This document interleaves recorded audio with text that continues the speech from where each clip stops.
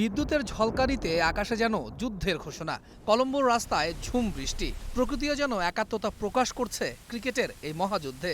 15 ফেব্রুয়ারি কলম্বোতেই হওয়ার কথা ভারত পাকিস্তান মহারণ। তবে পাকিস্তান সরকারের কঠোর সিদ্ধান্তে মাথায় হাত আইসিসির। ভারতীয় গণমাধ্যম আইসিসির কর্তাদের বরাতে বহুবার দিয়েছে হুমকি ধামকি। ম্যাচ না খেললে আসবে নিষেধাজ্ঞা, হবে বিশাল অঙ্কের জরিমানা। বিশ্বকাপে ভারত ম্যাচ বয়কটের ঘোষণাটা পাকিস্তান সরকার দিলেও এখনো নীরব পিসিবি, যা বিব্রতকর ঝড় তুলেছে আইসিসির ওপর। চুক্তি তো আইসিসির সাথে পাকিস্তান সরকারের নয়, চুক্তিটা ক্রিকেট বোর্ডের সাথে। যদি পিসিবি অফিসিয়ালি না জানায় যে ভারতের সাথে 15 ফেব্রুয়ারির ম্যাচে তারা অংশ নেবে না, তাহলে আইসিসি কোনো পদক্ষেপই নিতে পারছে না, ডাকতে পারছে না বোর্ড মিটিংও। আপাতত আইসিসিকে ধরে নিতে হচ্ছে গেম অন।